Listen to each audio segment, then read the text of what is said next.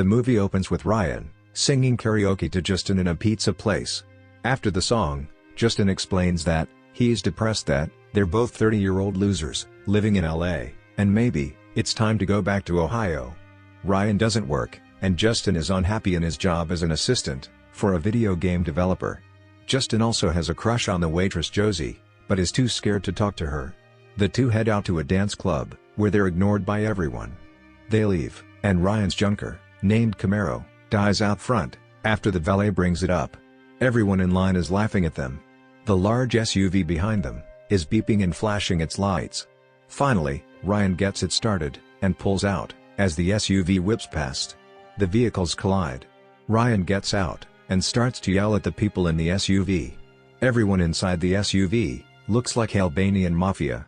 In the rear, flanked by two hot ladies, is a scary guy with a scar over his eye. They laugh at Ryan. The next day, Justin is at work, pitching his video game idea Patrolman LA. As a visual aid, he has two mannequins, dressed as LAPD. The staff at the company is thoroughly disinterested, and his boss decides that firemen are hotter, as are zombies. The company should start work on firefighters versus zombies. On the other hand, Ryan is playing football in the park with a bunch of small children, and aggressively destroying them. One of the kids is angry, and asks Ryan what he does all day. He returns to his dad, who asks who Ryan is. And the kid explains that he's a nobody who thinks he's a coach. Justin returns to the apartment, which he and Ryan share. Ryan is dressed as a ghost, because they're going to a costume party in June. Justin doesn't like the ghost costume, so instead, they both go as LAPD, using the uniforms from earlier. Justin lies, and says the company bought his game idea. At the place, it turns out that it's not a costume party, but a black tie masquerade ball. All of their old friends are there, even though it's established that they're both from Ohio, and this is LA. For some reason, they're playing Ryan's big college football moment on the television. His old friends ask whatever happened to him. He tells them he was injured. They clarify that they mean whatever happened to him in life. He says he did a commercial once. Feeling like losers again, Justin and Ryan leave the party, still dressed as cops. Justin confesses that he didn't sell the game. As they walk down the street, they can't help to notice that women are checking them out big time. Then a group of women run up and kiss them, explaining it's for a scavenger hunt. They confiscate and smoke weed from some young guys. They dig being mistaken for cops. They go back to the pizza place from before, and what a coincidence, the SUV from the night before is also there. They go inside and interrupt the Albanian mob henchman from trying to muscle the shop owner, whose name is Georgie, into selling his business. Justin and Ryan make the mafia guys leave, and everyone cheers. Josie takes a liking to Justin, and they set up a date. The next day, Ryan watches videos online on how to be a cop. He also finds a used cop car on eBay. He texts Justin at work, asking when they can go out as cops again. Justin isn't sure that it's a good idea. Then he gets a message from his boss, telling him to be prepared to take notes during the firefighters versus zombies meeting. So, Justin leaves for work. On his way home, Justin is pulled over by a cop car. Inside, it's actually Ryan. He bought the car and lights online, and made the door decals at Kinko's. He also gave himself sergeant stripes, because he felt he deserved a promotion. The two screw around in the car all day, but that night, they're pulled over by real cops, who are Officer Seggers and his partner, but when they see Ryan's sergeant stripes, they apologize. When Justin and Rob are about to drive away, the alarm from the hardware store, they're all in front of sounds. So, all four go inside. The real cops and fake cops split up. The fake cops encounter a tweaking Asian armed with a shovel. He runs off, but the coast isn't clear. A large naked Asian man charges them, and tackles Justin. His dick and balls smear across Justin's face. The real cops come in, and tell them they should all split up again to find the shovel guy. Instead, Justin and Ryan run off. Seggers notices, but doesn't stop them. The Albanian mafia guys report back to their boss that some beat cops stopped them at Georgie's pizza place. Their boss is Mossy, the Scarface guy from the back of the SUV. Mossy is angry, and says that he's the law in town. The next day, Ryan takes his police car to the park, and scares the kids from earlier. Justin and Josie go on a date. And her dream is to be a makeup artist. She tells him, she tends to attract the wrong kind of guys. For example, there's one guy now, who's super intense, and scares her. As for hint, of course it's going to be Mossy.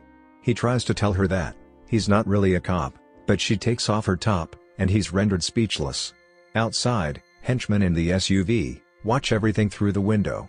The next day, Ryan and Justin are out patrolling, when they get a call for a domestic disturbance at a sorority house. Naturally they go. A hot girl answers the door, and says, two of the girls are fighting. The two fighting girls are kinda like Flavor of Love cast members, and viciously girl fighting. Ryan and Justin try to break it up, but one of the girls kicks both of their asses. Later, Josie calls Justin in a panic, and asks him to come to the pizza place. Ryan and Justin go there, and meet Mossy. Mossy tells Justin to stay away from his girl, and slaps him silly. Ryan tries to stand up to him, but Mossy doesn't back down. Justin decides it's time to stop being a fake cop. The next day, Justin looks up online at exactly how illegal it is to impersonate an officer. He decides he and Ryan should go to the police station and turn themselves in. However, Segers sees them and pulls them aside. Justin tells him about Mossy, who is trying to muscle the pizza place. Segers says he knows about Mossy, but there isn't enough money in the budget for an investigation. Ryan volunteers themselves to investigate on their own. They check out a bunch of equipment from the police station and stake out Mossy's compound. Ryan is now wearing a suit and has his badge on a chain around his neck. He's promoted himself to detective. They go to a nearby apartment to get a better angle to stake out the compound. The apartment is owned by a scene-stealing named Natasha Leggero, who is rolling on ecstasy. She gets hot for a man in uniform. Ryan goes back to his uniform. They see Mossy get a shipment of large black crates and meet with Andy Garcia. Andy Garcia tells Mossy to lay low, because he pulls a picture of Ryan and Justin out of an envelope and says their badge numbers don't match up, and he thinks they might be feds. Naturally, Justin and Ryan are excited to be mistaken for feds. They need more evidence, particularly to know what was in those black crates, so they take off and pull over the delivery truck that brought them to Mossy. They get it and kidnap the driver, named as Pupa. They effectively try to torture him, but he explains that he'll help because he doesn't like Mossy either. Mossy is having a party tonight, and if they get in, they can find out what's in the cases. Josie comes over and helps make up Justin to look like Pupa. At the party, Mossy forces Pupa to smoke crank. He fights and beats one of the henchmen and lets Ryan into the building. They go in the basement and find that inside the crates are confiscated weapons from the police. Ryan wants to continue, but Justin tells him everything has gone too far. Everyone thinks that Ryan is a loser, and his big injury that kept him away from playing football happened because he jumped off a roof at a party. Ryan tells Justin that he's a coward and never stands up for himself. Ryan goes to the police station and tells Segers what they found. Also says the reason Mossy was muscling the pizza place is because it's at the other end of a tunnel, and that's how Mossy keeps hiding evidence when the police raids him. He's about to show Segers what he found, but before he can, Segers decides they should bring the cop in charge of internal investigations in on this. And what a surprise, it's Sandy Garcia. Segers leaves for a moment, and Garcia looks at the evidence. Ryan tells him that he made copies. Ryan goes home in a panic, as Justin decides to stand up for himself and pitch his game again. Firefighters vs. Zombies is a disaster. Justin's pitch serves as a voiceover for Ryan's action. Justin's game isn't just a game, it's an experience.